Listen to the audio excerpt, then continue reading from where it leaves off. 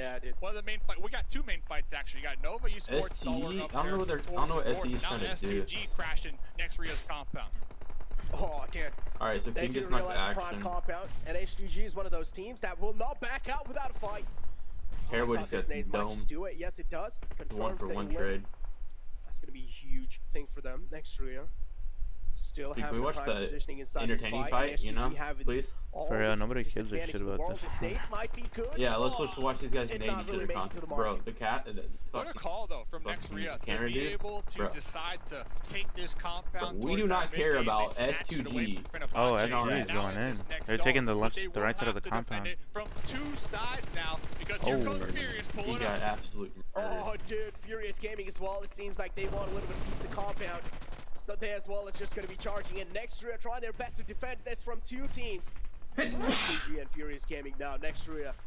STG's gonna get. There's a free compound for So we STG. cannot underestimate them. Actually, with the double knock, realizing the same they got fact, triple and now knock. Nova got they're triple also knock. trying to push in. Nova's gonna die. They're in the This open of means Nextria STG. are getting sandwiched, Dave. Yeah. S2G, they Yeah, play this STG is one even so going slow, in. So methodical. They recognize STG the needs to push crash from the them, wipe opposite them end out. from Furious, They and bodied them. that was the time Nova that they dead. decided to make the collapse. STG Now, it should be looks looking as into if they crashing might this come compound. on top because something. Chiquita really low. Yeah, in the they should be health looking to department, crash the below wall side. 50% HP. They should wait until Looking another to team pop dies. one of Well, there's a these close heals, guy, and then but they look can at shoot them in the back. S2G, they're actually going to use He's this not gonna time do shit, to get bro. Let's a be- revive. So they're going to have 3 up Oh, here no, late bro. game. That's huge. Well, Oh, they're trying to- nading him out. He's trying to nade him. Will have to move out. No, and he no, does. the solo is Confirming nading. the elimination as Pretty well. sure. Nextria now eliminated out the game. Yeah, the solo is nading. Only top 3 teams left, Dave. Oh my god. threw I like can 3 already nades and feel not my seen one of them adrenaline rush was over close here. Look who's still alive from Enigma Galaxy, by the way. Look who's still alive, getting those place Pika's points. gonna see Third place, Modi. 10 points confirmed. So that is huge Come on, Pika. considering they have no elim points. Come on, But Pika, you see him. Stalwart, Circle 11, shift. 11, circle shift. Listen, Pika and 11 elim top points. should see Okay. Yeah, And STG won. now the circle shift, so they have that north to kind of play with and move around. Meanwhile, They got STG, zone blast. they're going to be locked behind these walls, so it's going to be a challenge for them to They push even out. need zone And not blast, only that, honestly. look at Stalwart. They're 2-2 split. They got 2 on the high ground, 8 people 2 alive in and the they're dip, 4 up of them. close and personal. Looks like they'll be pulling back action They just here. play it. They fully even reset. They know what they're doing, bro. 3 teams to go, Necro. Yeah, I do like what Stalwart is Do they have a trying to ridge do there? over here. Where they Action, really of course, play? the man who likes to play on the front foot, and the rest 3 Yeah, players are going to he be has on a the whole back on ass the high ridge, bro. ground. That means they're going to be having There's no shot they so lose. much visual info to work with. As Stalwart Esports Why are they playing 3 up top and are only 1 on just the ridge, simply though? going to dominate it the way they're playing. This If up they top if works, they too. don't make any They rookie even- mistakes, Why is that guy in the car? without a doubt, Stalwart Esports will don't know. dominate this final zone. But H2G as well. I don't know why they have just two didn't players 4-man play this ridge. I like how you put it. That's a action free line, knock right there. Kind of that Free knock. Terminator, that That's one a that free. seals the deal. Come on, Action, you're better than this. Love them playing oversight, making sure that they stay alive, and now it looks like they're going to be setting They're doing a top 2-2 down split. here, so they're going to be working in tandem. Timber was connected on Silas behind the tree.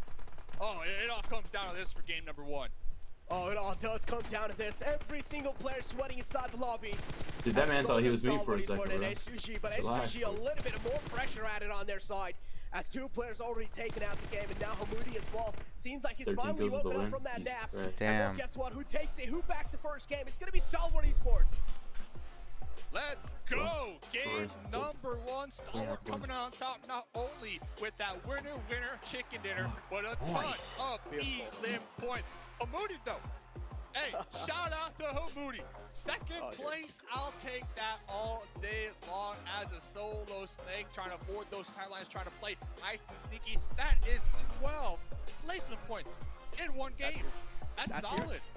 That's huge, dude. That's huge. If they're able to just play like that, play consistent, even able to get those consistent placement points, I mean, for a start a game, that's absolutely not bad. And if we talk about late rotations again, I mean, Godlike making the same kind of mistake.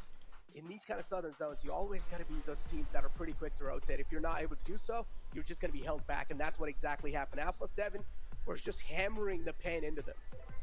Yo, what? Shout out to everybody watching right now, by the way. PUBG Mobile Global Championship Grand Finals. You tuned into the right stream. We got 17 more games to go. Stalwart coming on top right there. At this Zoom, they are going to be getting a massive point lead. Not only the point lead in number 1 game, but also a confidence booster. We don't talk That was about a this really lot, good but game for that us too. stress, right? Just 14 imagine the stress kills. levels on all these teams. For them to be able to come into this lobby, the most stacked lobby of the year, Where and is come out on Sixes top, streaming? that is Huge. phenomenal. Right here. Ladies and gentlemen, that was game number 1. Let's hear what the desk got to say about this first game. Over to you. We know what you have to say. I think Maxman was wishing we were doing predictions, not teams to watch, because he gets a prediction right. But let's be honest, boys. The guys from Mongolia coming in, taking a chicken dinner with that many eliminations, they've proven they've shown up to play. Yeah, I mean, this is the reason why you have to look out for this team. They survive until the very last minute as a 4-man squad. They got themselves 14 eliminations on the very first game that they came to play here, Seven. They came here to play big time. The way they were able to eliminate 4 rivals. I mean, 4 rivals that they were trying to pass that bridge, and Star Wars Esports were just able to hold that ground, hold that bridge camp. And then as soon as they were able to do that, the next circle popped up and they moved right away. So their communication is on point, and this is something that you were telling me, right? Yeah. They don't miss in regards to anything. I was actually really surprised too that how they were able to beat Nova. I thought maybe King from Nova was going to be able to surprise them a little bit. That backfired. King said, you know what, let me just double think that. No, I'm going to go back, and he didn't even try to challenge it. Ultimately, he ended up hurting Nova. See, I think for me, the most impressive fact about what Star team Wars are you playing with, is H? the fact that this is a team coming from Mongolia, Nobody. right? We had Zeus I don't Esports have a last team, year bro. come in 3rd place. But you have this team who has My really team no isn't even international playing right experience now. go into the global championship in the league stage and surprise us. But then to go into the finals and do something like this in match 1, they're saying to every team out there, like, 30 you want that points. $1.5 million? You got to come for us. You got to come through us if you want to get it. And we can see here, 29 points in match 1. That is a phenomenal start. Yeah, we were talking a lot about this also, right? You had some teams that did maybe poorly into the league stage, did really good into the finals. Yeah. This is part of the few teams that got themselves to 3rd place in the league and also in the league finals for the Eastern region. And that 6, let me consistency join is your definitely team. paying off. There I had we a go. chat with Senator, the coach of the team, and he said we're That's going what for I'm that talking first about. place. And Six, Godoy, of course, they're going to go for that first place with that first performance here. And 7, I think one thing to keep in mind of is the amount of teams we did see S2G and Navi come in from West, able to perform when they need to here. There's a lot of questions around West if they compete with East, and we already see 2 teams able to do so. Yeah, I mean, with S2G, I was even mentioning, that's one team that definitely has championship caliber for me, the way they're able to play, the way they're able to be patient, and the way they were able to kind of control that circle there too. Same with Nextria. I felt like Nextria positioned themselves really well. Ultimately, it just ended up backfiring for them.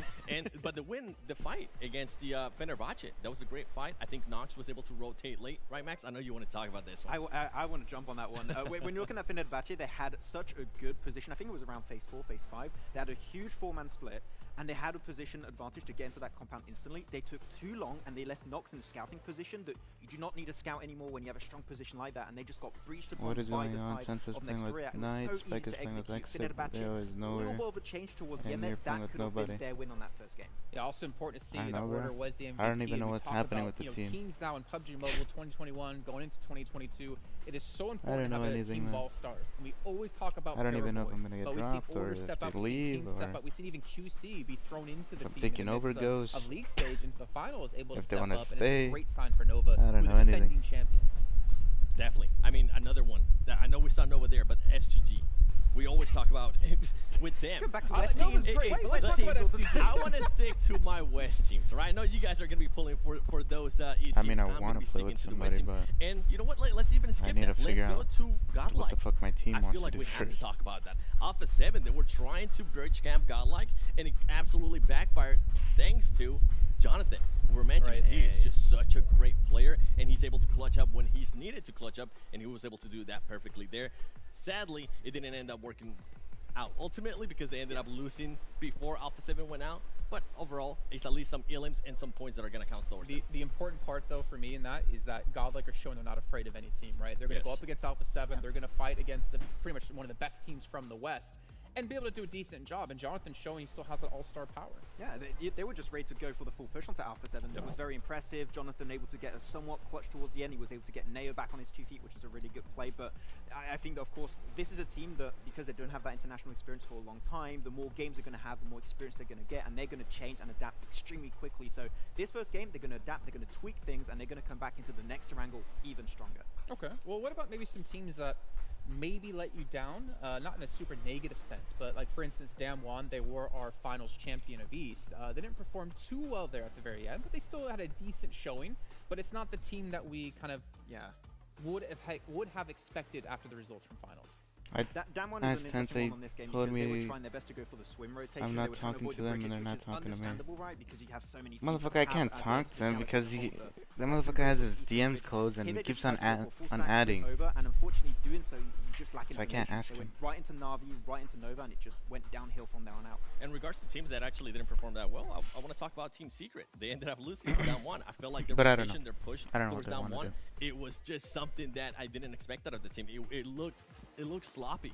the way they were able to rotate. Even one of the players, he decided to push in with a buggy. The buggy pretty much ended up going over the hill as well, and it put him in a position where he wasn't able to fight. You could see him trying to jump back in the buggy, maybe being able to shift from the passenger seat, but nothing worked out there for Team Secret. Yeah, but it is just match one, and Team Secret luckily do have 2 players who have played in every single finals so far yet with Ice Shots and Mad Toy, dating back to 2019. But we'll talk about that a little bit more later on. We're going to actually do a little quick recap here. I'm not sure exactly what team it's going to be, but one thing I am sure of is you two are going to kill it talking about it.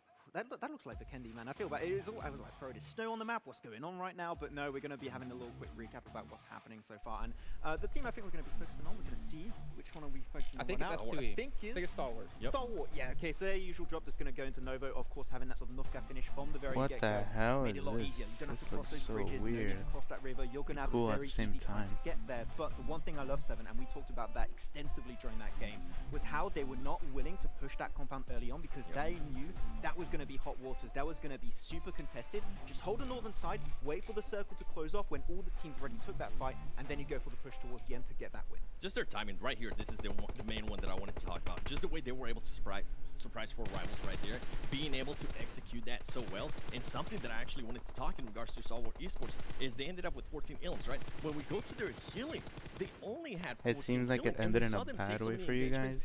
That speaks volume of their positioning. They're being able to put themselves where they want to I don't be. know. They're being I don't think patient it as ended well like in a when they bad need way to where strike. we all They're hate each definitely other. striking. So Stalwart Esports, I mean, after that one game, Just boy, I'm pretty sure a lot nobody of in the people team that are talks. watching are gonna That's have them all. as favorites. So I think for me, Spec Max, never look at this, right? really Obviously, talks. they dropped Tensa in the barely perfect position barely for the even way the talks zones in the did chat. ship. Yeah.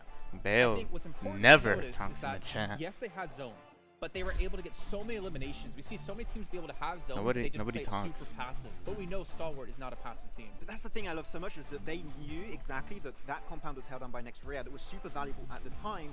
They knew especially there was a lot of teams who were trying to survive in the midi area that were going to push out. You know that you're going to get third party through and through every time going for that push show. Just go for the high ground up north, get rid of Nova, which they did perfectly. The execution on that was top tier.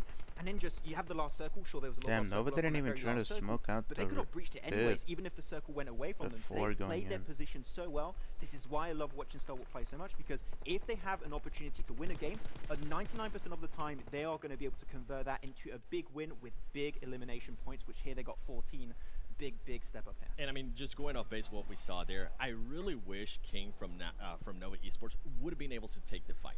That would have distracted them. I feel like the rotation, when they lost that high ground, it put them in a horrible spot, as we were able to see there earlier. So maybe with Nova, I would like to see a little bit more aggressiveness out of them when it comes to that kind of stage. If you see them, because King was going to be able to surprise them. They had no idea that he was there. I know they were probably being a little bit worried, but when you're going to, are you really going to be willing to give up that high ground and then backfire like this? I think Nova Esports is going to be able to learn a lot from that fight. I think the play for King potentially was just get in involved. If you can get a little bit of damage, potentially a knock or two, then have the rest of your team come in. But because they had the information on where King was standing and where the rest, of course, of Nova supposedly were remaining, they just went into the circle, held onto the more northern western side, and just gate kept the rest of Nova and won that fight super easily without putting almost any effort. So Stalwart just took that easy win at the very end. It was great execution. Yeah, you're going to be rotating pretty much to their eyesight, so might as well just take that fight.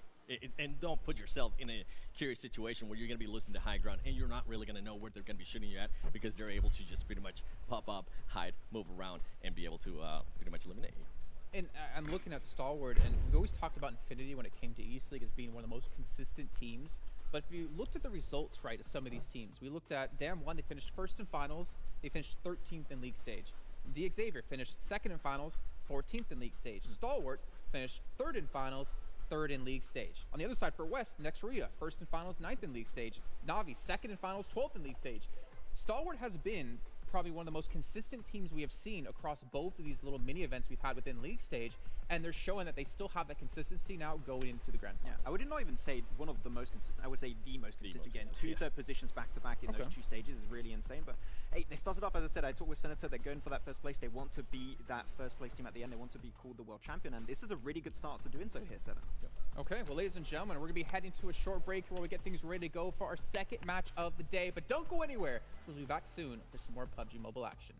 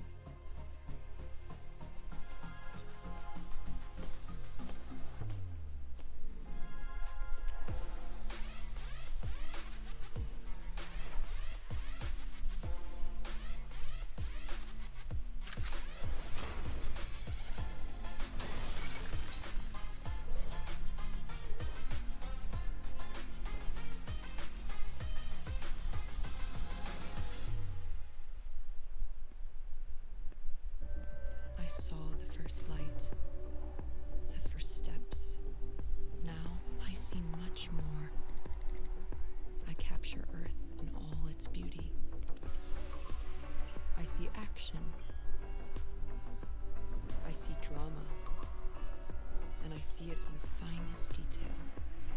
Moments of inspiration and the first steps. I am the 1+9. Welcome back, everyone. PMGC The 1+9. 2021 is the grand finals. We're here in Berlin. We have players from all around the world competing to be the best team in the world and to also win $1.5 million. Just imagine going home, $1.5 million. Well, not in your pocket, technically. You have to split it between your teammates, but that's a lot of money. That's a lot that you can use to invest into yourself, invest into the brand of your team, maybe throw some over to your favorite analysts and hosts. Who knows? You're thinking about investing? Well, you're thinking about just buying some skins in the game.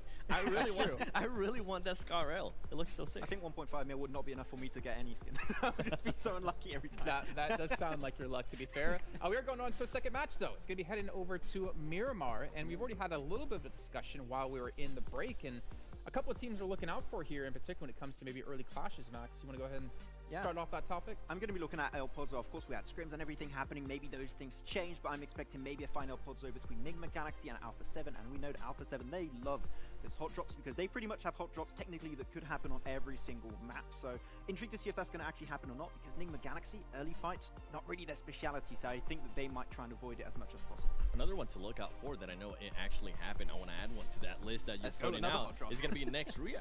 Next Ria usually tends to land there as well. They did end up changing it because they had so many engagements with Alpha 7 and Alpha 7-1. But I wonder if at this stage, more than likely not, but you know, I am being a little bit hopeful. Maybe Next Ria will decide to land there and be like, hey guys, nice to see you again. That would be funny, actually. But I feel like most teams want to avoid running into each other early on, especially in day one of the event. But I mean, we can see here our damage dealers from the first match, and Action and Top both of you making their way through. But as we saw, Order was the MVP.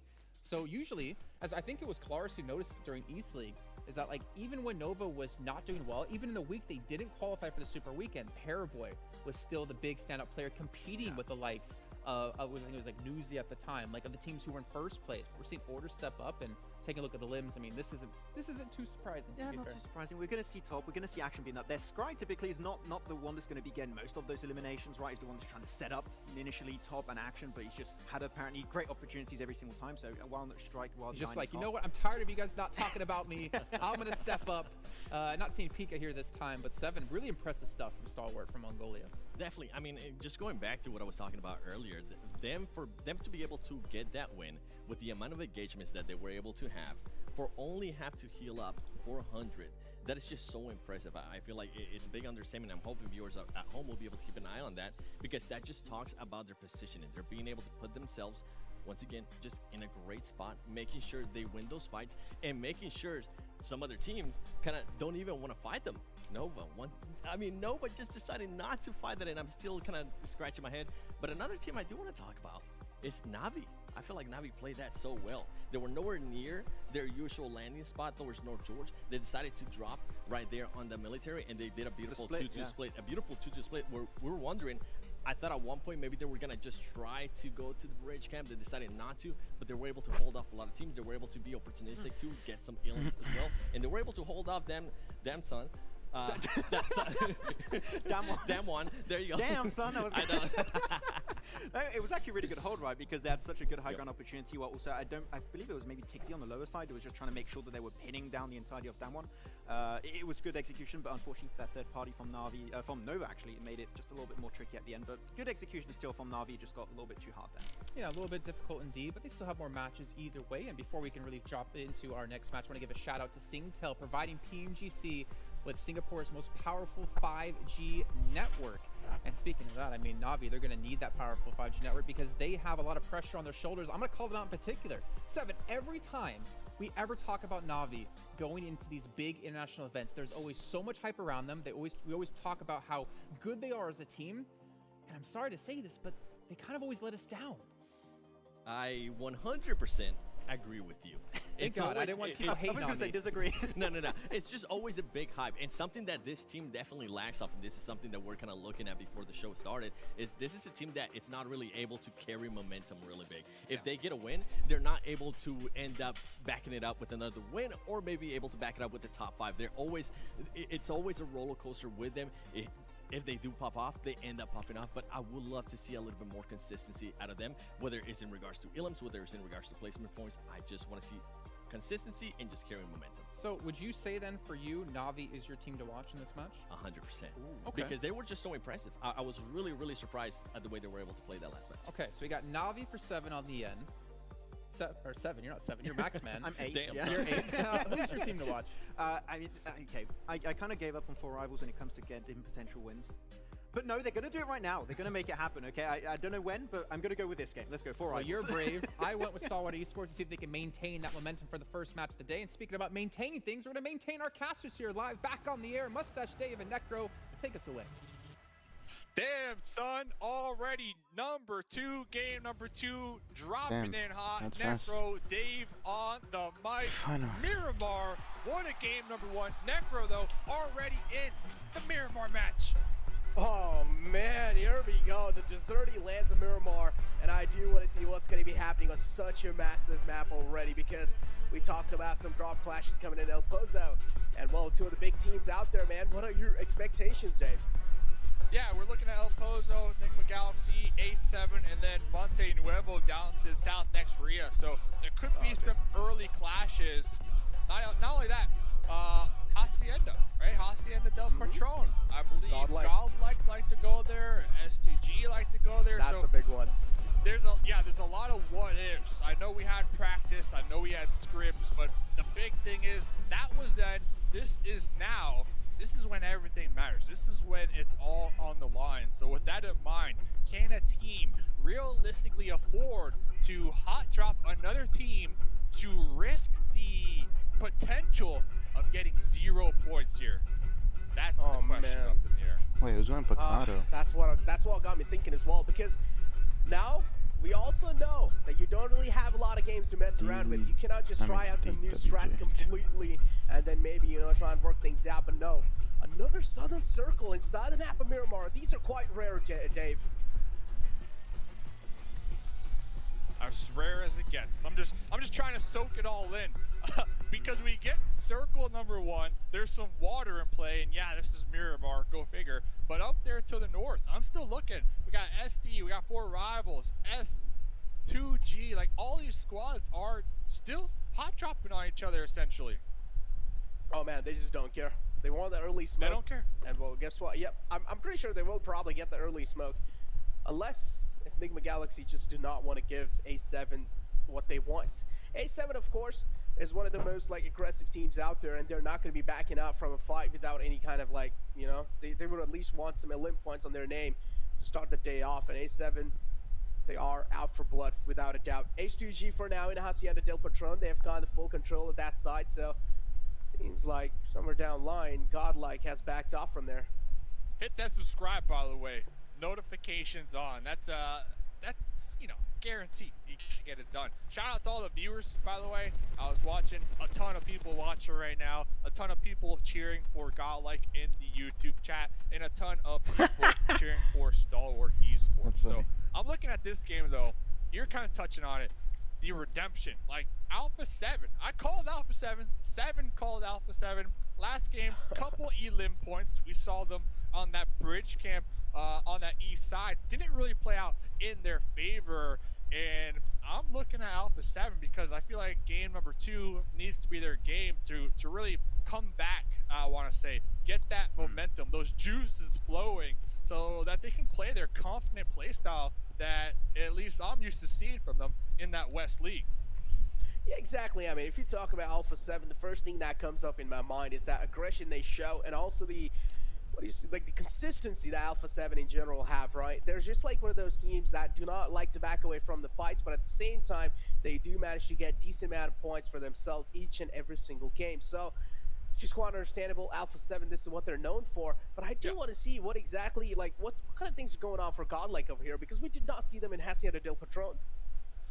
Godlike, I'm not gonna lie, last game I was extremely impressed with that grenade from Jonathan. Oh, Jonathan went for a nice little rotate to wrap around their teammates. Yo, 6. To kind of get that off angle, while 3 of their squad mates were in the front lines, kind of taking that fight with Alpha 7. They did an okay Oh shit, job, I've been muted the entire time, bro. In the back lines playing Overwatch, and Carrillo was really you able got to scrims put a today or stop what? to that push over that little ledge. And so all that pressure was on Jonathan. I don't And think I'll with play all Swim. that being said, I literally said, like, Jonathan no, did come not out playing on top, Swim till in my Sunday. opinion, in that very challenging situation. Sunday there's So, like a 3-day like Godlike, league man, thing. Godlike what do we have a call ton it? of people cheering for him.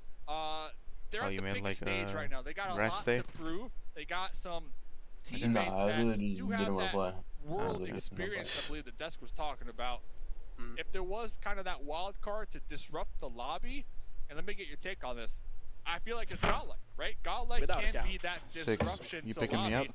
And the reason I'm saying that is because You know, we Ross had is right East close, League so you know, and can't we really had pick you up. West Oh League. my God! 9 what are teams you from doing, East man? League, they're playing here. What are you doing? 6 teams from West League, they're playing here. So those Are teams you are in kind of the familiar PMBL with each other. qualifiers or If you what? get what I'm laying down, Yeah. they kind of know each other's What is that habits shit? somewhat. So they have No a clue at all. big advantage when it comes to that. Who they don't Yeah, know the habits of, they don't know the habits of Godlike. Yeah, you could have watched them, you know, but you don't have that in-game experience against Godlike. So I really feel like Godlike could be that wild card factor with some of these teams. Yeah, definitely. I mean, just that one game slipping out of hands, it's fun, you know. You can completely afford that one game. But as you mentioned, Godlike can definitely be that wild card factor. And if they are, it's going to be one of the great, like, one of the biggest, like, storylines without a doubt. Godlike, they dropped over here. They did not want any kind of early fight, so I do like the improvisation coming in from their side. Water treatment is where they opted to drop out. So HTG as well, early rotations. A lot of teams, they do not want to waste any kind of time. And Godlike, we are seeing them make those late game rotations happen. It's quite questionable. Most of the times, they don't really work out, but maybe they have some kind of, like, backup plan building through. Not that, just looking at BGIS, Godlike, they tend to favor when they get into these skirmishes, kind of a 3-1 split where they got one of their teammates up in the front lines, really keeping that pressure on. Meanwhile, they separate their other 3 teammates to cover that one squad mate in the front line. So they got all angles pretty much covered. And I feel like that's kind of one of those new metas that we're starting to see. Alpha 7 kind of did that a little bit in the West League. It paid off big time for them. So I'm really cheering for Godlike and just their overall momentum that I have to assume they're feeling right now. They have to be pumped to be playing in this lobby. So Miramar, okay, let's get into the game. Looking at all the players, we didn't lose anybody yet. So that's a good sign for the players here. Almost, Wait, what the hell? 7 This minutes guy's just into the game. chilling. A lot of early rotates. Anything sticking out to Necro? Anything that Necro sees is like, oh man, what's happening there? Or is this all things, you know, another day at the office, big chilling? I mean, one more classic thing that I'm seeing, Navi again going for those late game rotations. This is what we're really like known for. But yeah, as you were talking about that 3-1 split, now it's pretty good when it comes to the individual team fights, right? But if you get third party, now we casted the West Side, Dave, and we do know how many third parties happen in West Side. And 3-1 split, I feel like they're most vulnerable, especially when a third party happens. Especially if you have the one player separated out in the open, if he gets taken out, the rest 3 players, they're also kind of separated out from each other. And if you get third party in that situation, Dave, you're pretty much screwed.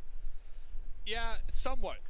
And to me, it comes down to map knowledge, like knowing the terrain and knowing what sight lines you might be exposed to, right?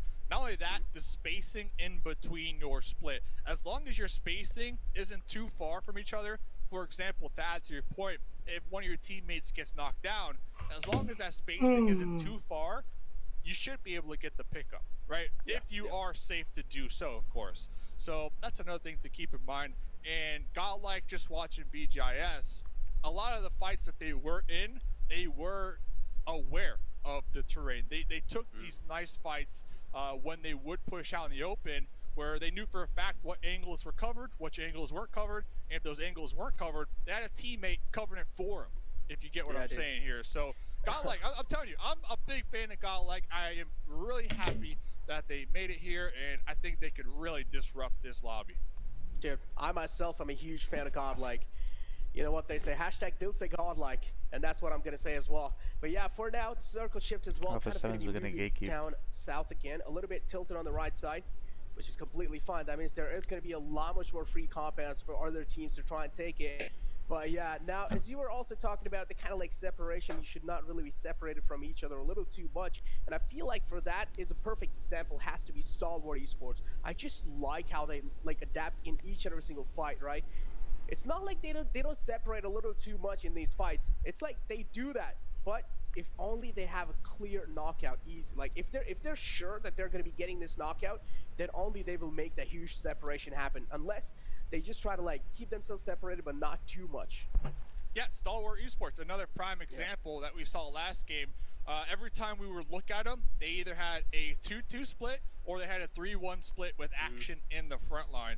And that reminded me a lot. We saw it, not to be too biased here, but from North America, when Coops got invited onto the Knights, that was exactly what they did. And that played out big time for him up until a certain point. But Stalwart Esports doing the same thing here with action. You got that front line gunner, the one that seals the deal. Just make sure that they stay alive. Not only that, but top.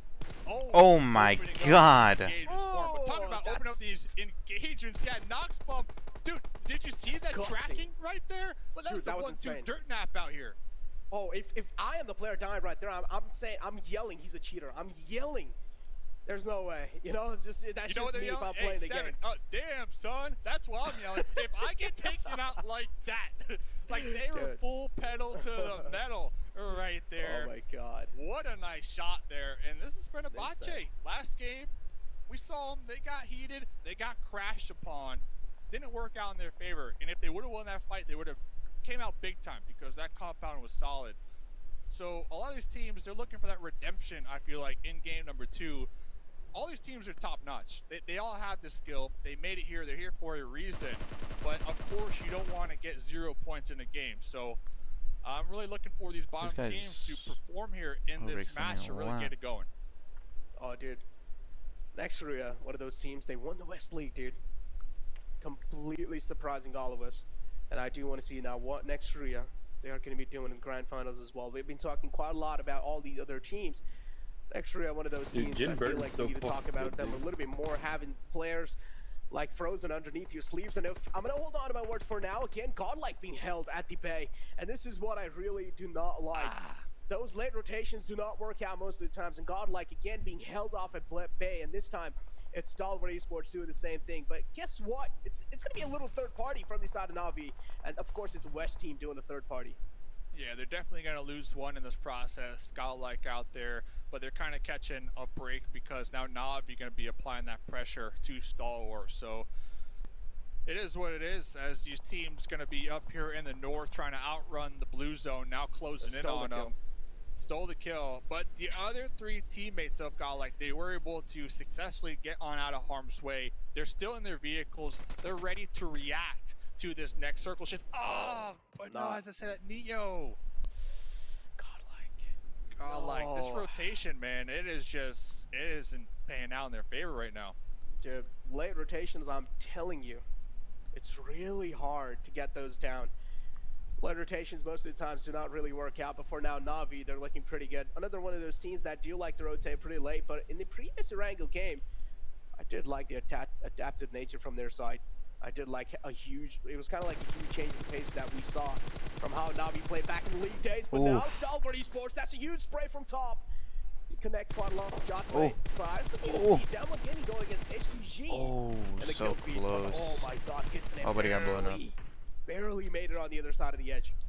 And look at the different play styles here. Na'Vi, they see the next circle shift and they prioritize sending it, trying to get a better position in that circle. Meanwhile, Stalwart, they aren't worried, right? They're playing this one slow, they are relaxing, and they were able to get a couple shots out there on that Na'Vi rotate. And it just goes to show, at least to me, the confidence right now that Stalwart, that they have the ability to play slow, that they're not going to let these zones kind of dictate their movement. They're not going to let these zones apply pressure on the bigger picture gameplay here, game plan that is, that they are coming in here with.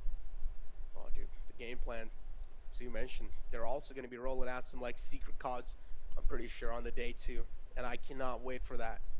But yeah, Team Secret now, quite close to the players of H2G. There was a fight going on between Downward Gaming and H2G.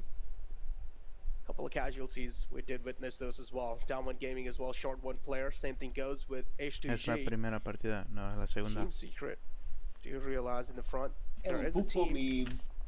They're also taking things quite slow. Stalwart Esports, again, they're just tailing Na'Vi around. They're just action.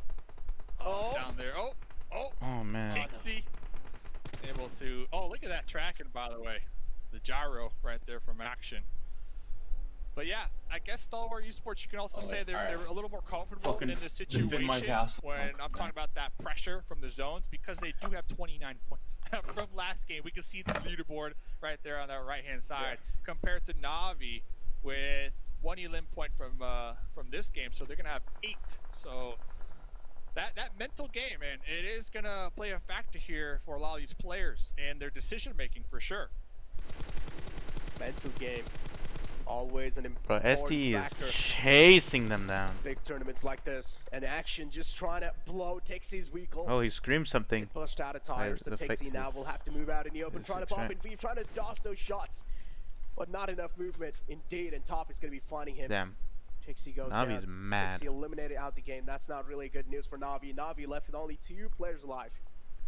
And you can just see the concentration right there on Top's face as well. I think I saw a little sweat drip from their forehead right there. Like, that is how tunnel vision they are. Oh my god. I love it's that we this get to zone. see their looks. I love that we get to see their grips that they're using.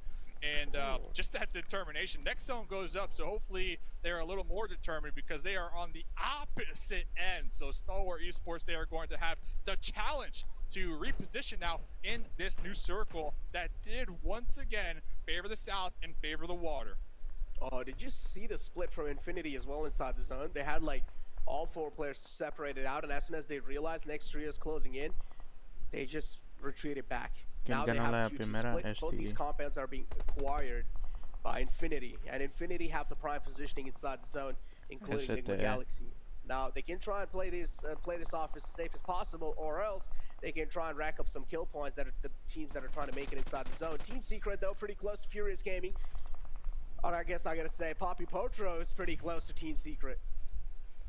Yeah, if there was a player that can really clutch this one out, Poppy Pocho is that player. There we go. Popping up with that UMP. Surprise! Exactly what they're saying. What I want to see now is some type of support, though, from the back lines. Maybe send one teammate down there in the front lines to help support They Poppy need to go Pocho, help him. But it looks like the 3 teammates are going to remain up there in the hills playing that oversight position. Oh, they're just the scouts right now. They're just giving so much information to Poppy Potra. They're kind of like they're his eyes behind the sight lines. But look at Jumper. Jumper recognizes what angles are currently going to be occupied. He knows for a fact that the south, the wall is going to be the perfect cover. And Furious Gaming, the 3 teammates on the hills, they don't have sight lines behind that hill. And Poppy Procho, well, got caught slipping. NHDG, they're just like, all right, don't mind us, guys. We're just making our way through. We're peaceful. We're friendly. Just got some free safe pathway out of that miserable situation. Yeah, now again, Furious Gaming, they have 1 man down. Poppy Potro is a huge man, and you do want to make sure he's back up on his feet. Down 1 Gaming. Seems like they're charging up on DX Xavier. Lamborghini's position, is they compromised? That's the question. And I'm pretty sure it has to be at this point in time. Fabian just cooking up an aid. Wants to lob in right outside.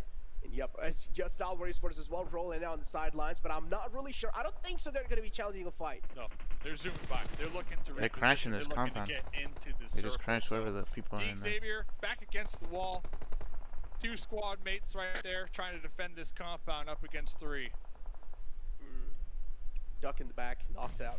Not a good news. Not a good news at all. They do have the ability to play this one a little Bro, show slow, an but not actual too fight. slow, They're fighting at the because bottom. Look at the circle shift. This fight is not in the next zone. And looks like Frankie gonna be popping in that Bucky trying to reposition. That could be risky. But Silas! Oh, Silas! I saw my cooking god, the grenade right there. Trying to toss that one out onto Pika, but Pika did not allow that to happen. Hopefully they can pick up Action though, because look at this. Action crawling on their knees, but Action has that M249. Squad wiper, so that can come in clutch. Next zone, once again, Enigma Galaxy. They picked that compound on the coast, and look at this. I have a feeling it's gonna play out in their favor. That shit's going back south. Not only that, it's on a main road, so you have to assume some teams, they might rotate on that main road for quick access. And look at that. That's obvious. They do get the circle shift, so Enigma Galaxy easily looking at a top 5 if they can defend their compound. Oh, they're chilling. They're chilling big time. Unless they're just going to be witnessing a huge wave of teams coming in out of their compound, just trying to ram their vehicles right onto it. I'm pretty sure that's going to be happening in the future. For now, Xavier, Frankie being taken out. Lamborghini's the man. And certainly, this time is not as quick as his name. Instead, taking things a little slow, being as cautious as possible. Popping that med kit as well. He's taken down to 70% of HP. A Lamborghini, I do understand the only man alive, has a lot of pressure, but guess what? Strikes at the right time. Not only that, as a solo here on Miramar, you got a lot of dips, you got a lot of terrain to work with to try to avoid any type of sight line. There is no terrain maybe in they this can zone. solo snake it and come out on top with some additional placement points. Fenerbahce out there in the distance, they are going to have to reposition here very shortly. Paramore though, look at that, another teammate on the field, M249 out there in the open, looking to get some nice shots on out. Well, Lamborghini did reposition. They saw the water and they said, YOLO, sending it straight to the water. That's a good play though. I like that play a lot. That is indeed kind of like the safest route you can take inside these kind of zones. But A7 looking to take out the man in the close. And it's going to be Kador from Nextria. Easily being taken care of. A7 now, they also need to make it inside the zone. So the pathway in the front is going to be a little exposed. But it's fine. They've got the Weakles covering their back. Senatex and Mafioso, they're going to be making their way slowly inside the zone. Infinity as well. As I mentioned, they had a really great positioning until the zone moved away from them. But still, they can try and hold off the teams that are in the back, including Nova. But Jimmy's the only man alive.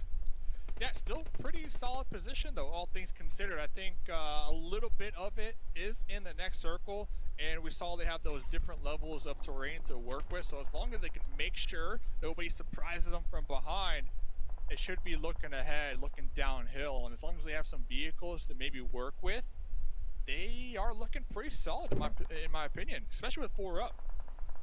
Oh, they are looking really solid. Nigma? Team Secret right on the edge, including Stalwart Esports. This game definitely not as good as win expected, this, but Team Secret they're for sure. throwing. Even though they're Literally hurt, the they're most not down freest yet. They're still gifted giving win a I've huge ever seen fight in to my all life. these teams in the lobby. 2 players alive. Shot should be back up on his feet in no time.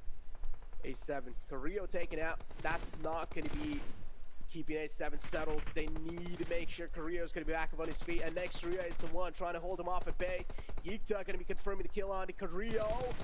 Barely alive on a sliver of health, but Yikta still charges forward, and he is getting taken care of. Yeah, charging downhill like that. No real option because the next zone did shift, so what is that this pressure? Circle? Yep, that pressure just added on top of that one. So Mafioso happy after that elim, looking to loot some crates, looking to get some additional meds, re-up on that ammo, and then pretty much reposition to send a Tex up, who I believe has a pretty solid snaking position out there on that road. As long as they can avoid the sightlines from Nigma Galaxy, who have been, we have to say, they have been big chilling this whole game. What a position they called out, and what a position they claimed early on here. Exactly, but I don't like the split coming in from Raouf. All the way separated out. I understand it's a 3-1 split, but still, in these kind of moments, you're not supposed to separate out, and that's what exactly I was saying. Because soon, there might be a lot of charge-ins, and Raouf, he does have to buggy. Wait, what is Raouf doing? But he got spotted, taking a lot of shots, and oh no! Steps out the buggy in the nick of time, but Infinity, here comes a charge in through from their side as well. I did like the Raouf play as long as they don't get taken out here, because to me that's like the insurance policy. You send one into the water because you know water's in play, and you make sure that they stay alive. Meanwhile, use your numbers to your advantage. See, we need to see Freak, we need to see Lord, we need to see them be putting in that pressure to make sure that insurance policy in the water does stay alive, and they weren't able to pull that off here. Oh, not anymore. The insurance policy gets taken away from them. Unfortunate. Team Secret, but still, Nigma Galaxy, they have the man advantage inside this entire situation, and they can always turn it into a victory. Unless, again, they don't make any kind of rookie mistakes. Team Secret, Shots the only man alive, but all it takes is that one little mistake, and Shots will get a huge chance to try and bounce back. Another huge game, too, when we're talking elim points for these top teams. Alpha 7, I saw 7 elim points. Nigma Galaxy, 8 elim points, so they were able to really use that position, that compound in their favor. As Lord gonna be pulling up here, grenade, cooking it, looking to toss it. Let's see. Wait, will be what? Successful. Oh, Freak also going into water. What are they doing? I don't know about that one. They just threw 2 players away into that's the a questionable water. play from Enigma Galaxy. I don't know why they did that. Trying their best to take out shots, and finally a Nate connects on the shots. As we mentioned, Alpha 7's gonna win this. Moment, without a doubt, but now it's a 2-on-2 situation, and A7, they thrive in these moments. They do. They do. Let's see, getting shot from the SLR. Alpha Now, 7 just has think hard about it. cover. If they would have kept Freak alive, they would have had a 3v2 right now. But instead, Freak went into the Mafioso water. needs to chill. Don't know why. Now they're down to open. just a 2v2, and this is Mafioso and Senatexa, 2 of the most consistent players from the West League. Oh, using that bus as a movie cover as well. I do love what Hammoudi is trying to do here, but if Enigma Galaxy played things a little bit more safer, this wouldn't be the outcome. Yeah, They're Hammoudi taking down a little bit too low. Up. Yeah, as you mentioned, 2 grouped up. There needs to be a little separation. There needs to be a little bit more info gathering. Mafioso's about to get a double kill right here. Senatex are trying his best to give as much as visual info as possible to Mafioso, and Mafioso slowly and steadily sneaking around the ridge, making sure his presence isn't being sensed by Enigma Galaxy. Exactly. Senatexa has that hard cover. Senatexa trying to keep these sight lines to make sure Enigma Galaxy stay pinned down. Meanwhile, Mafioso quietly sneaking up within grenade range. Enigma Galaxy are on Senatexa's gonna get it in buggy. There goes one. Now it's up to Oh, Lord Mafioso, you needed to clutch this one out. chill. Was able to take out Mafioso, but Senatexa full sending it right now. Wait, is he gonna go for the arm shot? Senatexa full sending it down the line. He does have to favor him in those close range combat. Senatexa is not going to fall back, but the problem is Lord doesn't have HP favoring him, and he is trying his best to heal back up, but Senatexa is just a little too aggressive. Bro, if you went for the arm shot, and he will seal the deal on the final man of Enigma Galaxy. And A7 get that chicken dinner. Wow. Let's go. Hey, did I just see you try to drop shot Senatexa? Nah. Nah. Not like kills. this. Alpha 7. Winner chicken dinner in game number 2. And I gotta say, that split at the end. Senatexa covering the position from the high ground. Bruh, Enigma Galaxy actually threw that. They threw 2 players into the water just to die. Who went out early Huge that game? congrats to them, but also congrats to Enigma Galaxy. Who died early in that game? I wasn't even. I have no idea. Dude, insane game. 10 elims from the side of A7. Enigma Galaxy as well. Some rookie mistakes being made, honestly. When they had that one man being taken out from that split, as you mentioned, the insurance.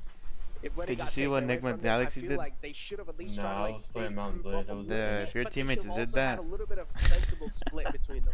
So shit, I was just raged at the what it is. That was only game number 2. Bro, that shit was mega brain dead, bro. Anywhere. Let's hear what the analysts have to say about that game. Well, you better not go anywhere because we have a lot to say about that last match. Thank you very much, Necro and Mustache Dave, for covering that one. I can already see out of the corner of my eye 7 extremely happy about Alpha 7 taking home a chicken dinner, taking home a good amount of eliminations, but also for Senatexa, he played last year here at PMGC, or the first year at PMGC, well, PMCO Fall Split Global Finals. Let me get the entire name out there. He played back then, and he's shown he's got what it takes to compete, and got what it takes to get them victories. He's been one of the most veteran players out of the Americas, and I mean, he's showcasing it. He's actually continuing to improve. He's not just being stagnant, he's been able to improve. He's now becoming a clutch player, as we were able to see right there for this team. And I mean, this is huge for Alpha 7, because if I'm not mistaken, in the next one, we're going to be going to Sandhawk, and there's going to be a lot of spicy stuff that we're going to be talking about in a bit. But for Alpha 7, I mean, I do hope they're able to carry that momentum. This is a team that's usually really well at carrying that momentum. If they're able to maintain that, it's going to be huge for them. Yeah, I think especially you have some players that are very hesitant to go to that first-person mode towards the end there, but going into that FVP moment in that 1v1 was just clutch. In that smoke moment, you're going to have that information first, and you're instantly going to be able to get in that spray mode. Good execution from Senatexa, feeling confident towards the end to secure the win. That's what we want to see in those finishing moments. Dude, my And balls also itch give a shout out to so Enigma much. Galaxy, right? This team, we really kind of criticized a lot when it came to the league stage. They just really didn't seem to pick up a lot of eliminations. They mostly got their points early on was just placement points, but they get a lot of limbs here. They get second place as well. We'll take a look at the points they get here in just a few seconds, but this was a strong start for them as well here in match 2. Yeah, I had a big question mark coming into this. Sure, they're Sanhok, they show what they can do, but you only have 3 Sanhok games, so I want to see if they can bring some consistency to the table on Miramar and also Erangel. They got 2 second places here. They're able to get 21 total points on this game, but once again, Alpha 7 able to get 10 eliminations, and he was not given right 7. They were consistently fighting onto the western side, creating opportunities opportunities, getting that high ground, and then pushing hard at the end was Mafioso trying to go for that flank. It was an interesting idea.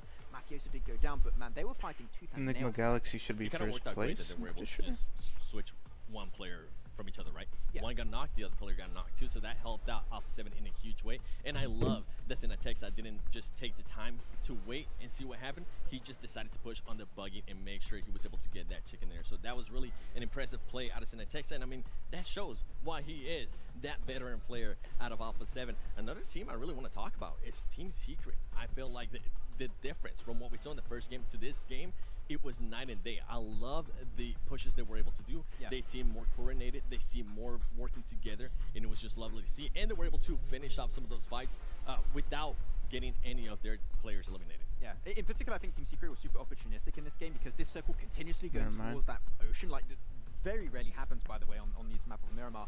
They were super opportunistic because you had all these teams. You had Stalwart, 628, Finad Batshit, Enigma Galaxy. You had also Nova that were all coming down in their position, and they picked up almost every single elimination on Team Secret to make that rotation Nova's happen. only So 17 good on points Team away. Secret, willing to take the fight when it comes their way. Let's see here our They need overall more. rankings from our first 2 matches being played so Even far. And Stalwart Esports still maintaining that #1 position, only by 3 Make them that points. win. But that's also a really good idea, or at least shows us a good thing about Enigma Galaxy. Haven't won a match, but they're still second place. They're still ahead of Alpha 7, who didn't have a good first match.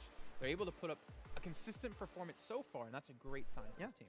We talked a lot, especially in the Eastern League, about how the Arabic region has been able to continuously improve, and potentially the region to improve the most, I would say, throughout the past year, and doing some big gestures because it's how impressive it's actually been for this team. And they've proven it here. If they can perform on the PMGC international stage, I think that they're really going to put the Arabic region on the map, and they've really done so in big fashion so far. Speaking of big fashion, 7, don't worry, you'll talk in a second here. You guys can see the CD key for the PMGC token. It's getting ever so close to being finished off for this very first day. We can get yourself 1,200 tokens if you redeem it at PUBGMobile.com/redeem. But also, we're already up to 800,000 viewers here. We got 200,000 to go, so tell your friends, tell your family, tell your significant others, maybe tell your pets as well if they do have a phone, hopefully for them a OnePlus. So tune in, because we're going to be giving away a lot of prizes for everyone else out there at home. 7, though, let's talk about it. Let's continue the conversation. With this one, I mean, the team I actually want to talk about is going to be a little bit different with what we're talking about them in regards to Erangel. I'm going to be talking about Godlike. I noticed this is now the second match that they decide to play the blue zone, and it's making it so they're not able to have any mistakes. If they have a mistake, they're going to be losing a player, whether it's by the damage of the zone that they're receiving, but they're not being actually allowed to create any rotations. I don't know if maybe they need to start moving in towards the circle a little bit faster, but so far they got super lucky on that Erangel, right? With Jonathan being able to clutch up and being able to get those ilms, but here in this last game in Miramar, it totally backfired too. Yeah, I think you just need a little bit more time. We said it right. You need just a little bit more experience. I think this first day is going to be a little bit of a test for them. Transient, they're going to test the waters, see if they can potentially go for a playstyle that works. Blue, not working out so far for them. So Dude, far, honestly, see if they can try and potentially adapt a little bit more in the next games to come. You know, There's still a lot of matches left to go. We still have 16 over the next 3 days, but you are running out of them, right? If you want to be the team coming in first place, win the $1.5 million, you can't really afford to have too many bad matches, but you're allowed to have the 1 or 2. And before we do even continue to continue throughout the show, we have another recap coming up here in just a few seconds. Not sure again what team it's going to be quite just yet, but you know what? I'm probably going to assume it's going to be Alpha 7 since they won the whole thing there. They have to be. I would be surprised if we actually not going to be talking about them. And another player I wanted to talk about with Alpha 7, Carrillo. We were actually able to see him there. It got super close to the point where he got knocked, and this is something that we were talking about before this show, Max. It was how they are so used to just sending out Carrillo to scout for them, because he's usually one of the main fraggers for that team, right? But it can also backfire, because if he gets caught in a peculiar situation, you're going to be losing a player of the caliber of Carrillo. Luckily for them, that didn't happen in the last match. Yeah, we were a little bit scared, potentially them using Carrillo could hurt their chances of getting these big wins pretty significantly, but the cool thing is that now Cinetexa has that fragging potential, right? And he has been coming in clutch, especially in that finish going in that you know what? mode. So don't need Carrillo, you can have the rest of the team carry. They might look small there on that mini map, but they're big players in game here, as we are taking a look at Mafioso, as we were talking about before as well. Some early fights happening for Alpha 7. And again, for this team, I mean, I think there's a lot of pressure on the shoulders, being the best team throughout this entire year from Brazil. We talk about Stalwart Esports being the team from Mongolia, but this team also has that same kind of pressure on their shoulders, and can they live up to it? Well, I mean, we're seeing they're starting to do so, and they're able to do quite well in 3rd place. Yeah, I mean, and not even Brazil is actually, sorry, I'm going to go back to Alpha 7, is actually their best team from the Americas. They were definitely the most consistent team out of the Americas. Destroyed Yeah, Americas. it wasn't even close. So that's what a lot of people. Hand over your goods or are die. seeing how And the they said performance they would of rather these, because in die Americas, as and I do cover good that scum area, like me, bro. everybody So just apparently I'm looks about at to have to these go teams kill like 50 they're dudes. godly. They cannot be touched. You know, but now, the I mean, typical from Mountain 7 to be Blade able to get warband this chicken dinner here experience, in the my second guy. match is going to be huge for them. Yeah, it's going to be great, and we're actually going to be seeing the exact execution towards the end of that game. It was Senatexa, it was Mafioso. Senatexa, towards that end moment there, waiting onto the backside and trying to allow his teammate, which is Mafioso, to actually get a little bit closer. Bro, you need to Actually see what with Enigma that Galaxy position going did, for that bro. 1-1 split was perfectly Dude, executed. this is Those way smokes were more incredibly played better. from Enigma Galaxy, but when you get close, Imagine you just leading throw an a few army. nades, and that's pretty much done and dusted. Mafioso unfortunately does get knocked, but then it turns to the 1v1, and then that great FPP play from Senatexa was just clutch at the end. And that's what I was talking Bro, about. and Lord was Senatexa about to go wasted for the no time arm. making sure he went for that push. As soon as Mafioso The was already 1v1 getting knocked down, for the win Senatexa arm. went for it. And right You here, should this be is something proud that of we're In him. talking Worlds, about, bro, and I would have personally done also that. wanna If play he didn't hit it, Godlike I'm not proud myself. of him. Max is No, I he didn't like go to for switch it. to that He didn't go for it. He's a little especially pussy ass in this fourth bitch. quarter, because it's just gonna be To such be a honest, he tremendous should have. legacy right He's there 1 in HP. the sense of being able to clutch up, Honestly, and he that's is like the becoming play that though. If you're clutch 1 player, HP, which is great. what are the We're chances talking of you about winning teams against another having just player that more has a than gun? one You go for the superstar. arm headshot, Alpha bro. 7 is If looking you like whiff a it, then you whiff it, bro. I It's did also like, like you how know. Mafioso was kind of off toward the side there, right? On the other side of the road. The information he gains, even while being knocked, is so good for Senatexa to be able to capitalize off that position, take home the victory, and get them one step closer to that $1.5 million. Now, I'm not going to be too harsh here. Oh no. 4 rivals you No. had as a team to watch, right?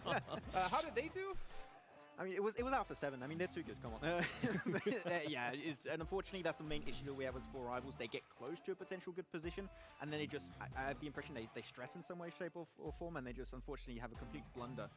Happen once again here versus Alpha 7, and they are a team that needs to have structure. You give them structure, they could potentially get wins, but it's just not happening yet. I mean, we've seen good things out of them, to be fair, but they were always that team that couldn't close out matches. And when you want to be the top of the table, right, you have to be able to close out matches. You can't be really good at placements. You can't be just really good at eliminations. You have to have that great marriage. You got to get down that one knee, pop the ring on, pop the question, and be able to pull that off if you want to be able to win $1.5 million. But a team who wants to win $1.5 million is actually going to be Stalwart Esports. To start off the day strong, and luckily for us, we do have an interview coming up with them in just a second. Hello from Singapore, the PUBG Mobile Global Championship, of course, the grand finals. With me now from Stalwart Esports. Hello, Action, right here. Nice to see you. Hello, hello. And we've got, of course, coach and translator and manager here. Good to see you. Nice to meet you. Thank you. Thank you for being here. A few quick questions, a quick fire round. You guys have been very competitive in the first 2 games.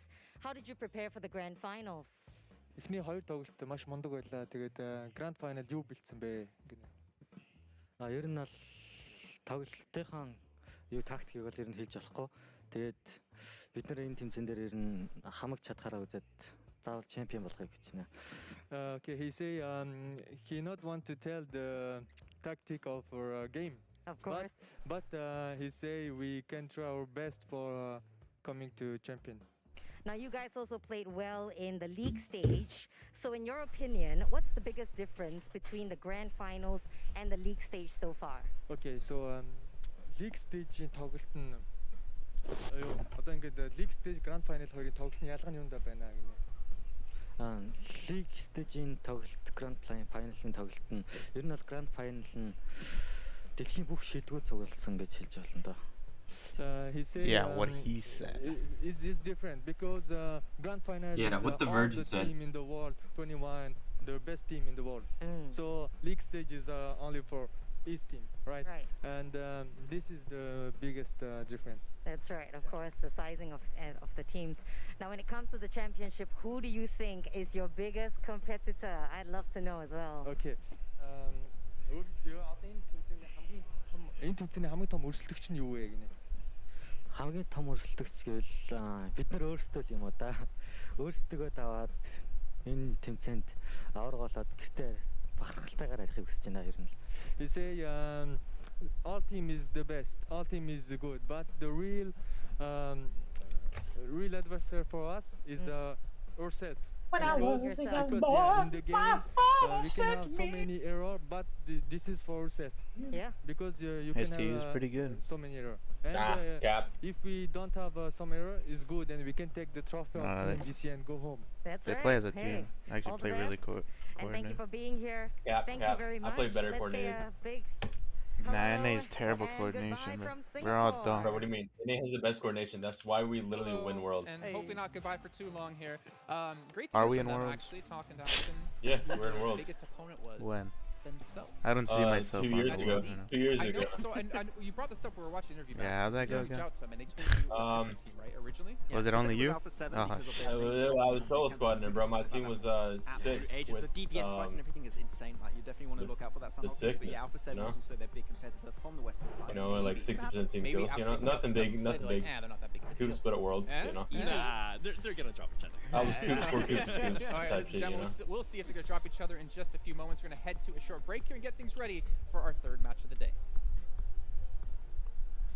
Damn, I want to see Coops in this lobby.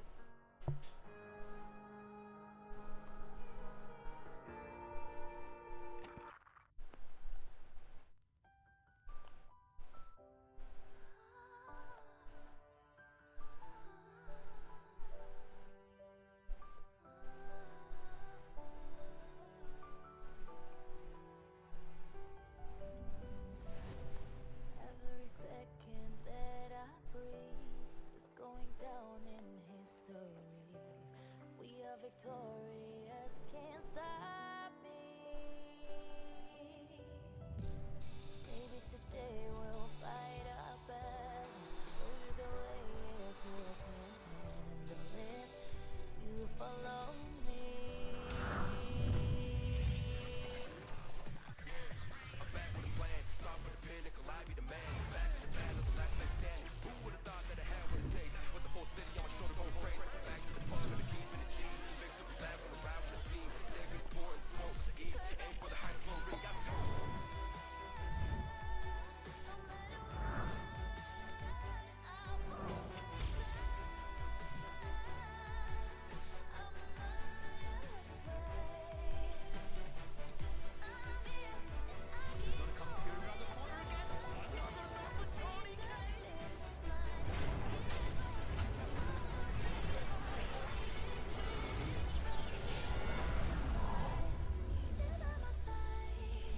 Let's fight next to glory.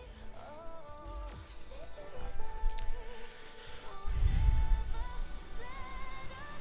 Oh, 'cause I will fight. No matter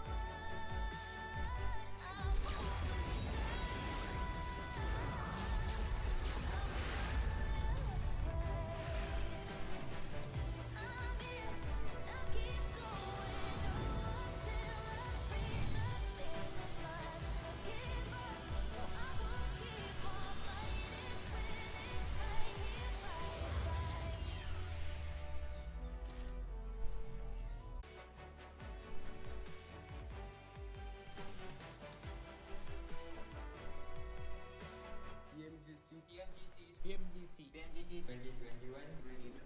2021 grand finals. Grand finals. To glory. To glory. To glory. To glory.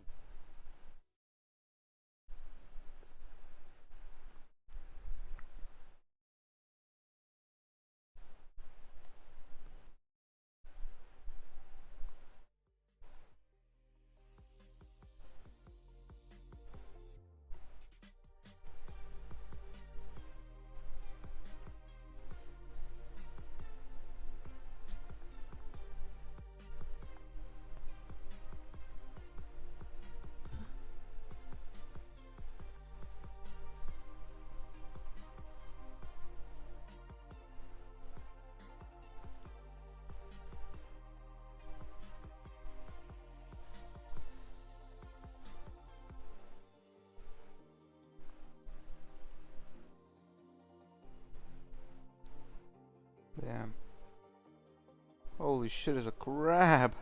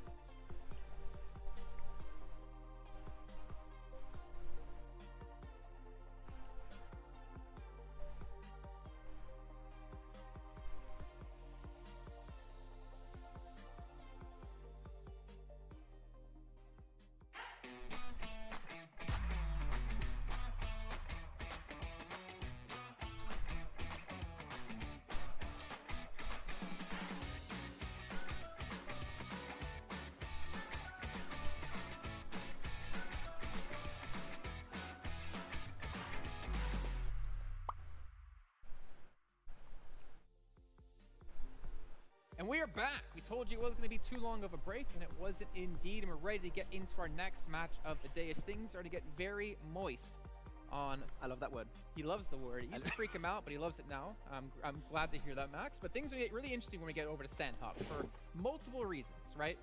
We have potential hot drops, but also if we look back on East, we've had so many, or two teams in particular, be so consistent in how they play, but also their style. Enigma Galaxy, Maruf, Hue, and the Blue. Infinity just plays top 3 every time, because that's what they seem to always do. Yeah, it's the Infinity playstyle coming onto this one, right? But the one we want to talk about especially is going to be that hot drop. Yes. That hot drop is going to be insane. It's going to be going through in boot camp. It's going to be Alpha 7. It's going to be Stalwart. Two teams that currently both got a win right now, and they're going to fight it out super early in that game. And in the scrims, they made it happen. It got close a lot of the times. Who's going to come out on top? I don't know right now. Which gun was it? Which gun was it? It was the DBS. Yes. You know it. It's DBS Bro, fight I'm in boot camp. Hell fucking yeah. pissed, bro. So I'm sieging this castle, right? And the castles, they have like I mean, the thing is, defenses and shit, bro. Do you legitimately think And we're they going to have have a hot drop, though? ballistic arrows But and the shit thing that you is, why would There's you like hundreds risk of people something on the like that, battlefield. again, with so many, And it just so happens that the ballistic arrow goes played, straight through my if chest you lose that one match, or you within the go out first like early that 30 one seconds match, of the battle. you ruin your chance to win a $1.5 million. So. Oh, man. Okay, so with Alpha 7, that's pretty much their main Sandhawk gameplay that we have seen for all year.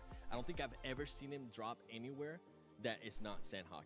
And I mean, Bootcamp and Sandhawk. And the reason why I say that is because they love to go towards the mountain a little bit south of Bootcamp, and they just like to gatekeep and dominate that area. Yeah, it's a really good position to go for, but that's the thing. There's a clear opportunity for Stalwart to do a very similar What's rotation good also stuff? to get access to that high ground hilltop. And just go trifecta. I mean, it was Reject who used to play that position every single time in Sandhawk, and they would have a good amount of success in that position. Trifecta is not contested right now. If this fight goes wrong for one of these two teams, and you want to try and catch up on your next two Sandhawk games, Trifecta is a go-to area for one of these two teams. The thing is, for me, is that this is the least played map. Yep. Least played battleground in the entire event. You play it 3 times throughout these days. Being one of those teams who can be consistent and pick up points so consistently for me is like such a really cool thing to see. Typically, you'll see teams. I mean, Erangel is the most played map. Period. Every team should generally have a good understanding, but for some reason, for me, in my head, Infinity always. You getting any sleep? I don't think we. You getting your bitches? To be honest, they're always so I want to sleep like at 11 p.m. and woke up at 4 difficult and RNG a.m. map out there. Yeah, I think the God. reason why So no, not really so well that is much every single sleep. one of their players is able to frag out. Honestly, a and guy like having me 4 players doesn't that sleep have ever. that big fragging potential in a After fight staying where you awake could for have like punts 30 happening, hours, you so have that potential even if you're an IG or even if you're a support. That fragging potential is actually huge and is what enables And I'm gonna have to do it again. Earlier, right, Jason? Those top 3 Not really. finishes very consistently. So I think that's the reason for their success. But you have other teams from the western side that have that fragging potential. So it's not going to be all that easy. I'm getting And one dick of those tonight. teams Wait, is what? actually going to be SGG. So during our Bro. West League, we had a lot of encounters in regards to hot drops between SGG and Ghost Gaming. Ghost Gaming is nowhere to be seen here, right? So now SGG is going to have that extra. Damn, bro, did he really have to say that? Damn. Now XTG, damn son. What now did you say, what? STG is gonna have that extra He time said- to be able to look, Seven to be World able to said figure out which way they're gonna be rotating. And I think it's STG gonna play in fucked their on favor Ghost if we Gaming. do get somewhat of a north. Really? He said that word for word? No, Speaking of but favoring- that's basically Oh. what he said. Help you guys improve your own I thought game. you were saying he 1 said that 9, word for word. I was like, no about shot, one bruh. smooth gaming at 90 FPS, Bro, why do you will have take to the say next that, level, man? and Like, you never have to settle when you do 1+. Christ. That's Making how I me view my more gameplay. If Max depressed was that using I'm that not phone, he even probably there. would have qualified for PMCO. Oh. Yeah, you know I had to bring it up. Come on, every PUBG Mobile event, it's literally in my contract. I'm allowed to rip on Max for not qualifying for PMCO. Yeah, I tried. Okay. You did try. The bots were too good. To be fair, the reason I won't play against Max is because I don't want to lose to him, because then I lose to someone who could even qualify for PMCO. Ooh. Yeah. Making me depressed that I'm not even Okay, on we're starting early. Okay, they're ripping in. But yeah, finals, yeah, of course, man. of course. Is how it's gonna go. I didn't Help me even out, try. Seven, No, please. I didn't even try. Listen, I am the #1 bot in PUBG Mobile. Okay, don't even try. Oh, to that was challenge you me. in PMCO. Okay.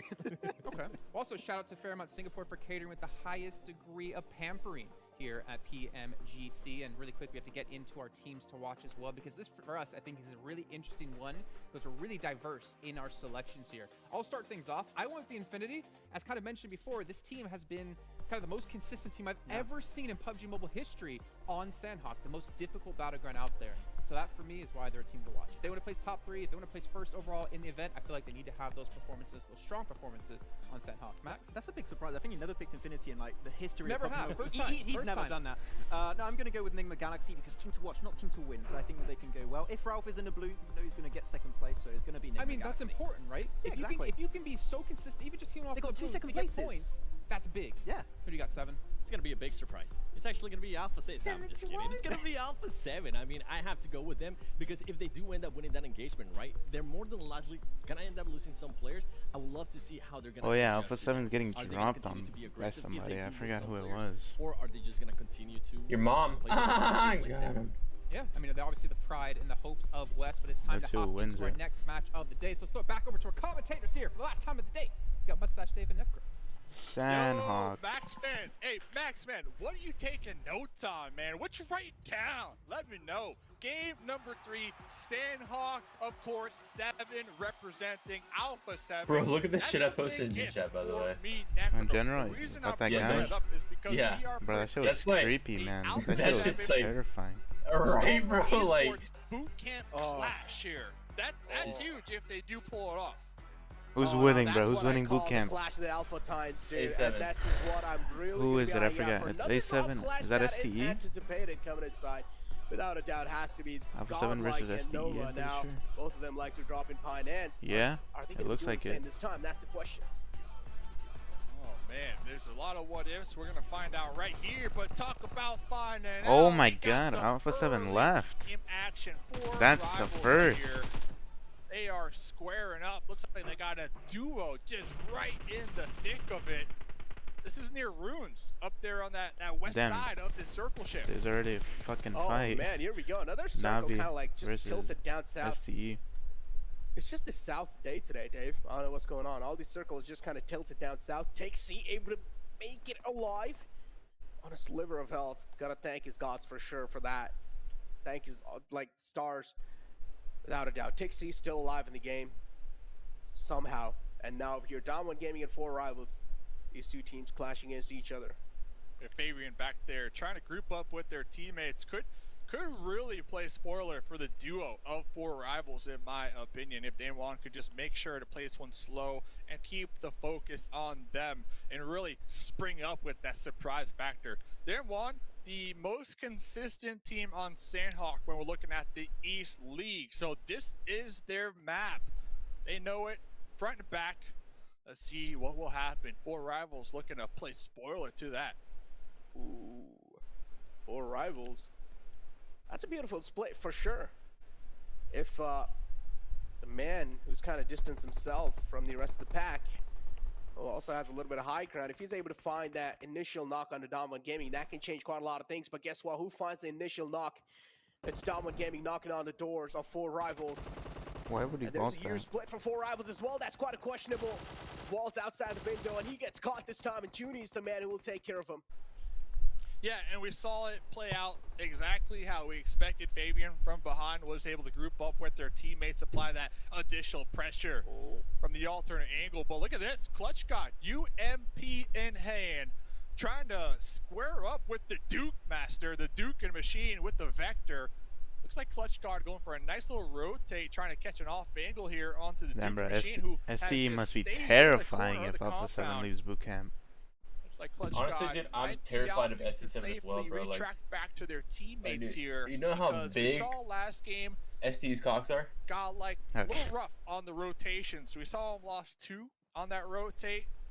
I have to assume they're not trying to do the same thing here. Yeah, Clutch God indeed taking things a little safe. And Oh, Mafioso you knocked mentioned Duke and Machine inside the house. one of Duke and Machine is Nova. always one of those teams. He's kind of like the silent assassin. He just likes to play as quiet as possible in these kind of moments.